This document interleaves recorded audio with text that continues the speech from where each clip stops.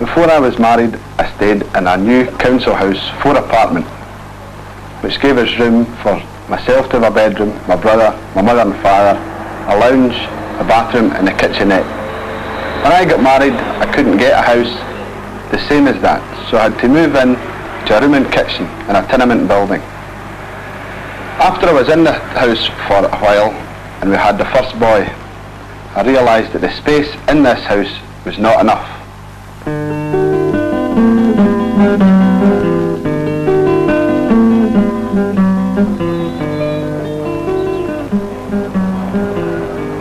There are less than 1 million people now living within Glasgow's 46 square miles, but emigration and a massive overspill of Glaswegians has not halted the city's housing programme as it races to the boundary lines, using up building land until it seems the whole Clyde Valley is covered with houses.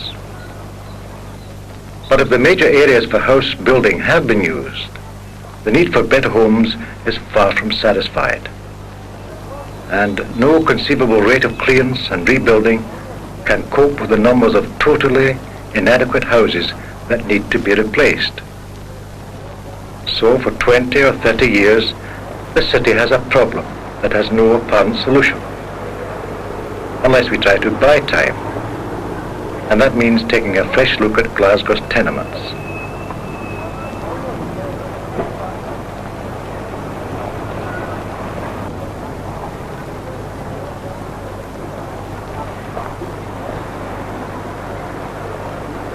There was a time when Glasgow was almost exclusively a city of tenements. They gave the city its particular look, its own style, able to solve the problems of sloping sites and corner sites, containing anything from a 1 apartment to an 8 apartment flat. An architecture for city folk. But no matter how well they looked, the older tenements often lacked the basic amenities, and that was how we judged them.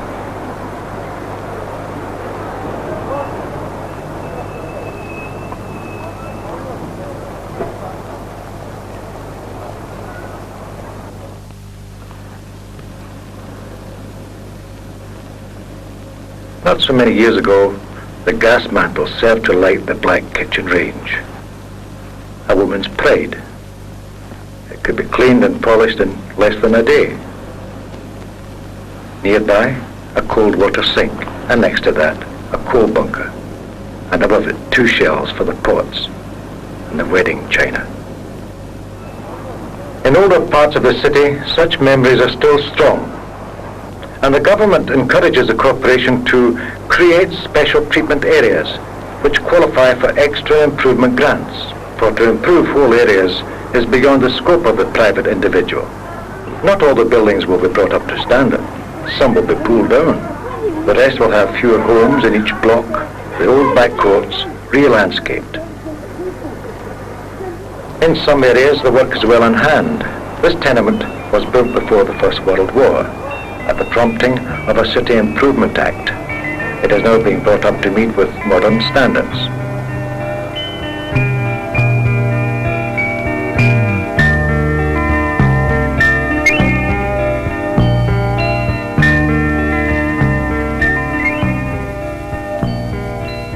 This is the original stairhead lavatory, once shared by 3 families living on the same landing, now part of a modern bathroom in one of the 2 flats created out of the original 3.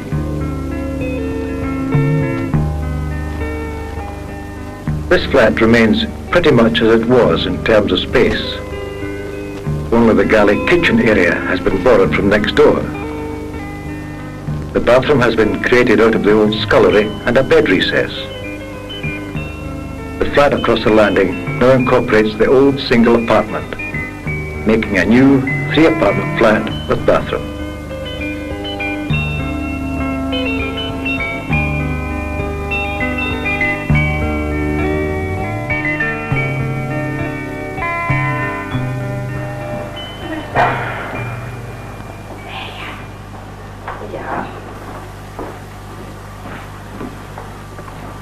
Must be Joey. Johnny, stop footing with that and get the carpets in. In improving homes, the corporation or the private landlord are making use of grants that are available to the ordinary citizen. Grants exist to create for the first time the straightforward needs of a house. In Scotland, you can get a grant to improve a house if it will stand for 7 years after the improvement is completed. And if that doesn't seem too long a time, consider the alternative would mean 7 years without readily available hot water, or another 7 years of using a stairhead lavatory. At the discretion of the local authority, the grant can be extended to help with other costs for home improvements. All that is required is that you own the flat you live in, or can encourage your landlord to make application for the grant.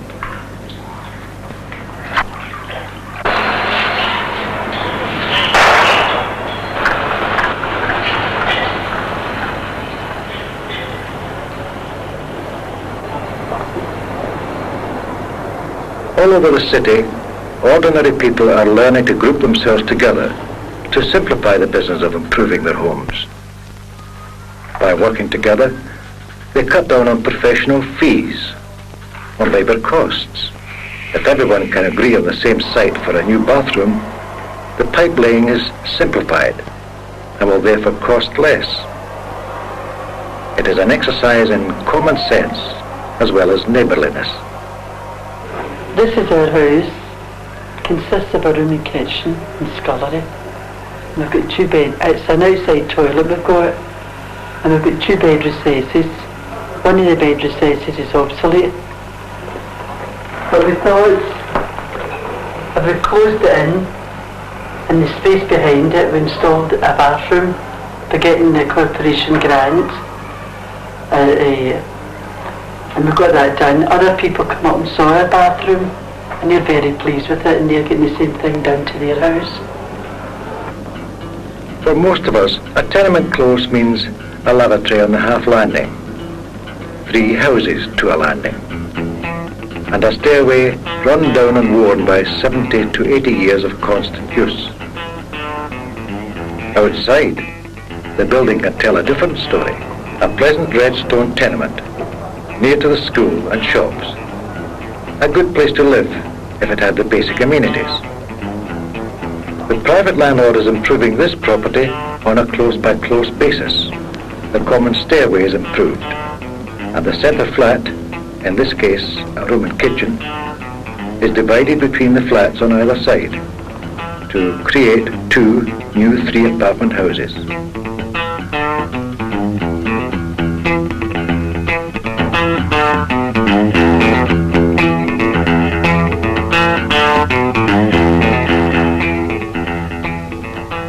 The scheme is attractive to the private landlord, for government grants help with the cost, and the corporation undertake to rehouse people displaced by the improvements.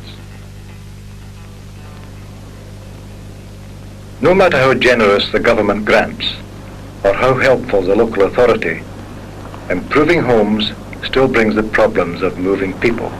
House improvement is as much about improving the quality of people's lives as improving their homes. But no change can be a change for the better unless people know and understand the need for change and the benefits it will bring. Did you get in to see the house next door yet? No, but I saw the one down the stairs, and it's they've taken in a single apartment, and it's very nice. Oh, maybe we should have put in for a 3-apartment. Oh no, I think we're all right here.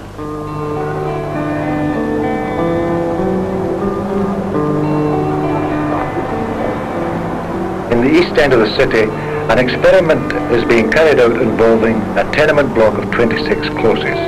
Over 300 homes are to be improved.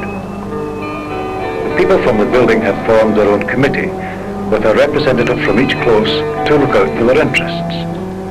And already people from nearby tenements are petitioning to be included in the scheme. The building comprises houses owned by private landlords, houses owned by the corporation, and owner-occupied houses. It has houses above and below the tolerable standard.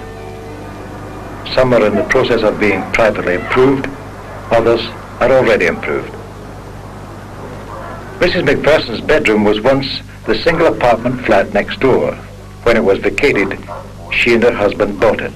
With the help of improvement grants, Mrs. McPherson has completely recreated and made over her enlarged home, using her own ideas, bringing in her own workmen, negotiating the grants to help meet the costs.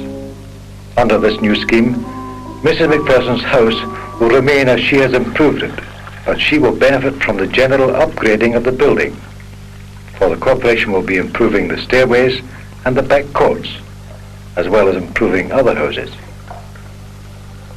In the same block, Alec Gordon is well on the way with his own plans. This single end is still in the same position as it was before it was bought. All they have done is sealed the door off. We hope to get the single end and move the cooker and the sink into the bed recesses to create a galley, which will give us a back bedroom for the boys, convert the kitchen of a single end into a bedroom for us, using this as a lounge and the bathroom through the back.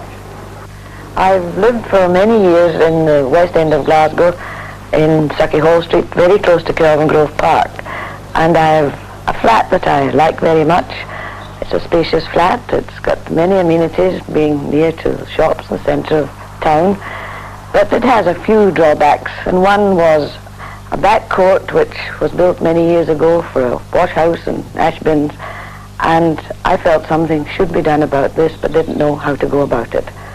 And then I heard of an environmental grant that was available, but this was only available if all the people in the block got together and agreed to do it. And this meant that somebody had to go around speaking to the people, telling them about it, and encouraging them to partake in this scheme. And after many weeks of doing this, we decided to form a residents' association. And through this association, we made application to the corporation for the grant that is available. And this grant has now been given to us.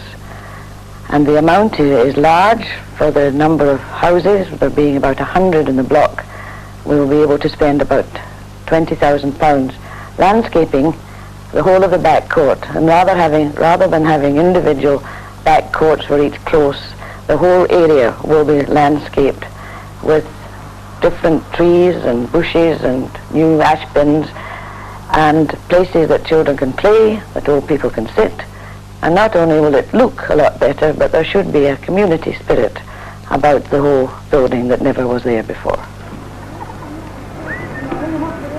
In this scheme, pre-war housing, new housing, and the traditional tenements are all linked by a common back court. The focus of attention is directed into the heart of the property, creating a pleasant living space in an area that is frequently left derelict. The business of home improvement is not limited to providing basic amenities. If you have set your heart on a bathroom suite in deep cosmonaut red, or a kitchen dreamed up for a glossy magazine, you can still qualify for a grant, but you pay for the luxury extras. The first step is to learn to look at the same rooms and kitchens our parents looked at, and to see them differently.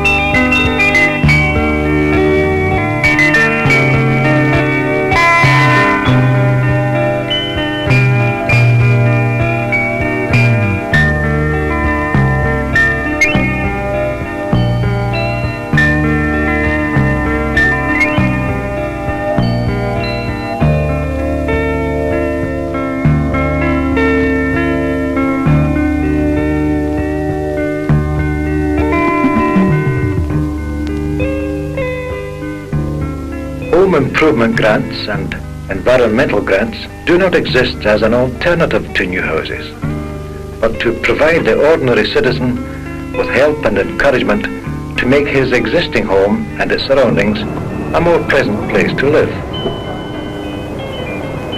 The city that was for so long apparently unchanging is now in a constant state of change and renewal. and it has only a limited amount of energy for housing. For some people, rehabilitation of housing means an opportunity to preserve, in part, something of the style and the character of the old Glasgow. For others, it is a stopgap method of providing the basic amenities necessary for an ordinary family life. Fortunately, the one attitude does not have to exclude the other. And if the city is wise, it can have the best of both worlds. It deserves the double advantage.